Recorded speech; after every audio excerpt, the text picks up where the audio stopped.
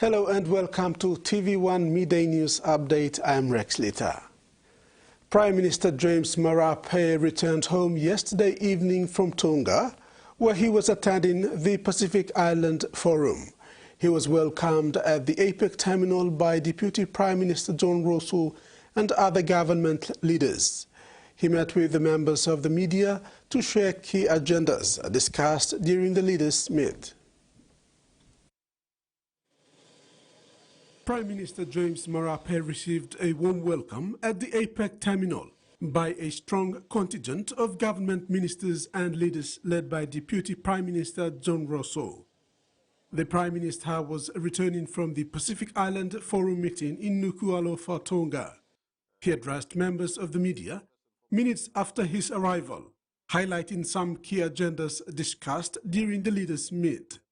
One key agenda was climate change and how leaders are responding to mitigation efforts in the region. We did indicate a little protest. I told every side meetings we had bilateral meetings with Global Climate Fund, Commonwealth Secretary General was there, and the country that is hosting COP29 was also there, and we did said we are protesting in possibly not attending COP29 on the basis that the world out there, they pledge, especially those who hold big carbon footprints, they pledge to support small island states, climate change victims, and us forest nations. Lately, in the previous COPs that we've attended, substantial focus has gone towards the other aspects of climate change, especially victims, but no conversation has gravitated towards forest and forest conservation. If you expect me to save my forest, someone needs to pay for me to save my forest. My forest owners need to ensure that road is built into the area, education, health is saved. And so PNG indicated a little bit of protest, and we are collaborating with Brazil and the forest nations. Prime Minister James Marape also highlighted the strategic move by China and the USA collaborating to help Pacific countries.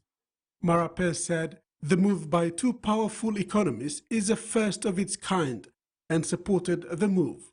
And speaking at that, I was pleasantly pleased, and I did commend both China and US on the maturity they showed at the PIF. For the first time, they found a common ground, acknowledging that the Pacific Island nations need both their support. I want to particularly pay my appreciation to Chinese, the special envoy there, a very high special envoy. He stick to the area of trade and commerce and gave full assurance that China is on standby to buy any produces the Pacific Island nations produce. China is not here to take over any place. China is here to assist work in the area of space, trade, and humanitarian issues, and relate at areas of need, especially in education, health, and other aspects. So, on Monday, August 26th, two vehicles collided near a Dai town in Boera Village, Central Province. The St. John Ambulance and the PNG Fire Service responded to the incident.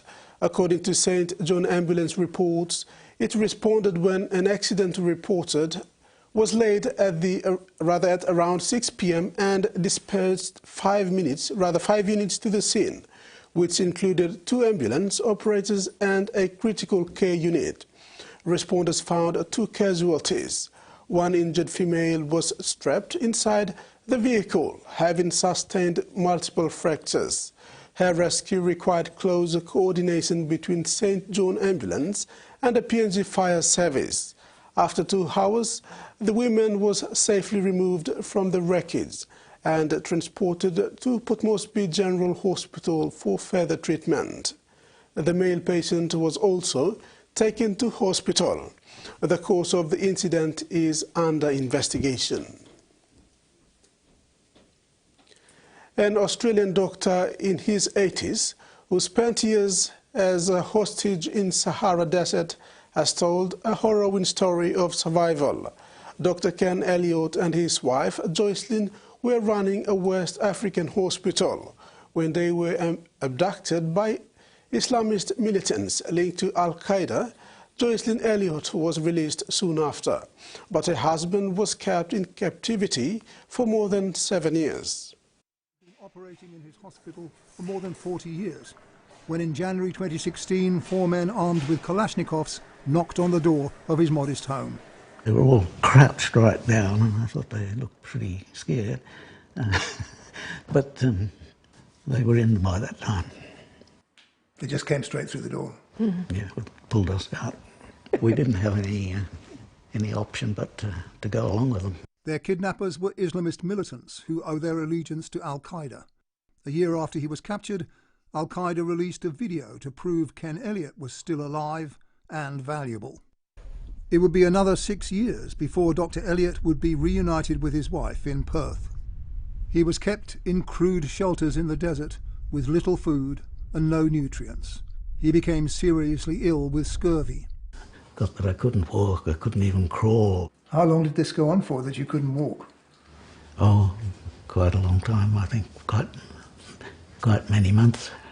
He survived more than 20 scorpion bites. Most of them I had on the hand, inevitably, and when you get a scorpion sting, it just gets worse and worse, and it goes up your arm into your shoulder. Ken Elliott was released last year. The Elliots have been assured by the Australian government that no ransom was paid. Many experts are sceptical, but to the Elliots, it's simple. We believe that the only reason why we were released was because there were a few hundreds, if not thousands, of people praying for us. And we believe in prayer. Dr. Elliott's survival certainly demonstrates the power of belief. Extracurricular activities provide big benefits for kids but can be a source of anguish for stressed families. Amidst cost of living challenges and competing demands, we take a look at how to manage the juggle. Hours are a scramble in the Gleeson household, trying to find the sweet spot between homework and 3 lots of sports training and games. Like many families, they're spending thousands of dollars on extracurricular activities each year. At first it was swimming lessons, and there was an instrument, and there was tennis for dancing. Tennis, and there was basketball, and now we've sort of tried to streamline a bit. Experts say extracurricular activities can have many benefits. Better wellbeing outcomes, better relationships with parents, peers and teachers, as well as better academic performance. And choosing which activities to prioritise should be led by kids. Setting a bit of a commitment or a contract with them. Let's give this a go for a term. If we're not enjoying it, then we reevaluate and we can try something else. For kids like Ashley Clifford, a rich extracurricular schedule has been crucial. The 10-year-old has a rare genetic syndrome and takes part in cycling, swimming, basketball and team sport classes. We prioritise that over going out to restaurants for lunch and dinner. We prioritise that over going to the movies. We prioritise that over, holidays and flight costs and accommodation. All states and territories, with the exception of the ACT, offer vouchers to help cover the cost of kids' sport. Most don't subsidise creative and cultural activities. Experts say the money only goes so far and more must be done to address barriers to participation, including in regional and remote areas. Young people in disadvantaged contexts can be up to 30% less likely to engage in these sorts of activities. Families who are able to make it work are being reminded to focus on the fun.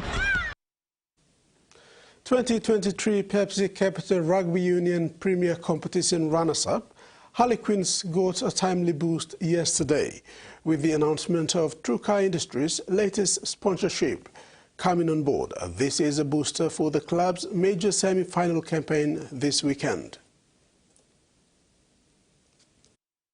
Trukai's sponsorship package, valued at 10,000 kina through its Roots brand, would aid the club in enhancing its facilities, equipment and community outreach programs, and would further strengthen the ability to compete at the highest levels. This assistance would also provide a platform for emerging rugby talents to display their skills. At yesterday's sponsorship announcement, Trukai Industries marketing manager Marian Tom was enthusiastic about the partnership and explained their support towards the rugby union club. She said sports, health and well-being are part of Trukai's core values.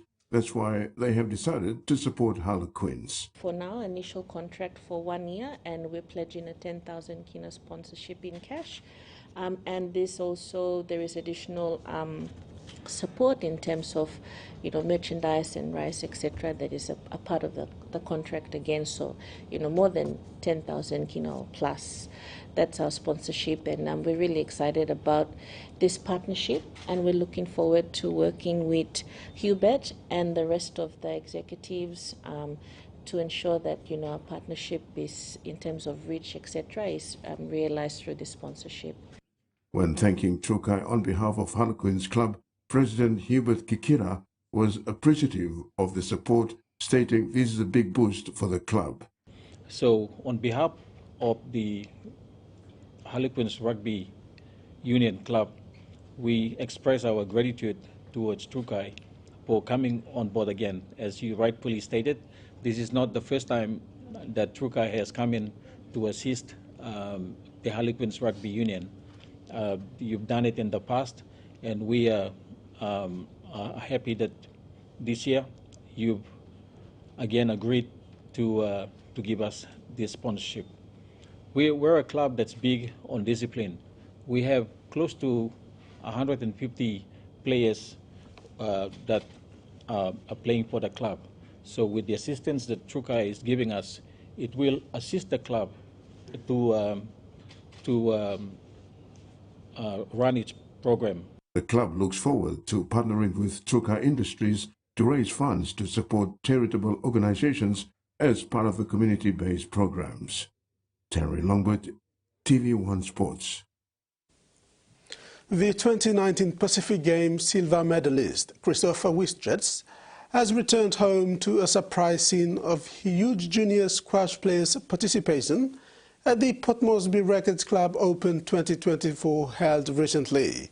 Wistrets was one of the only 3 junior squash players to start off his playing career at the Racquets Club Open.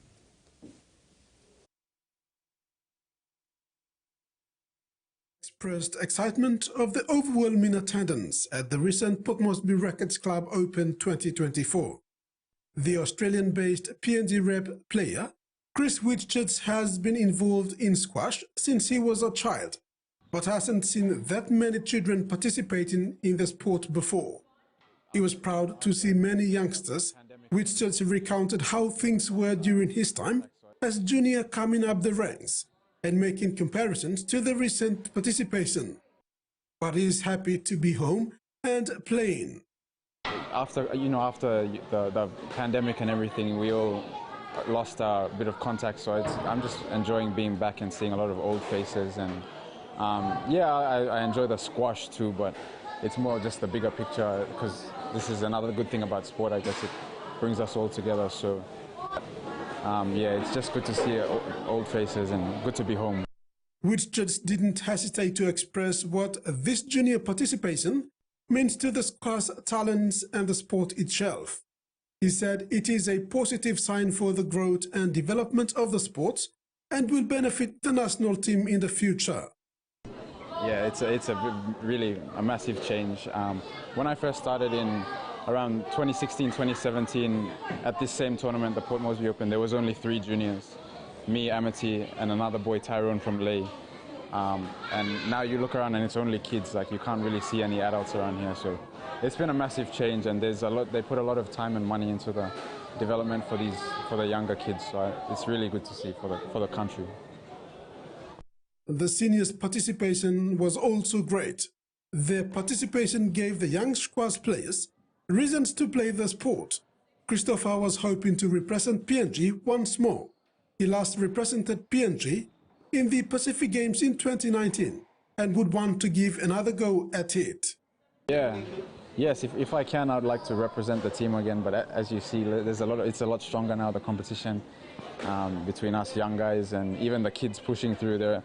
They're all on our heels, so it's much more competitive now, which is again a good thing for the future of the sport in the country, especially with a lot more opportunities coming up and opportunities to travel. overseas and play overseas. So there's a bright future. I'm very, very pleased. The Port Moresby Rackets Club Open 2024 ended on the high note with presentations. The athletes received their recognition in the presence of Digishell PNG's Senior Vice President, Lorna McPherson. Digishell was a major player in the PNG Rackets Club Open 2024. That's the news at 12. Join us for more news and sports at 6 tonight.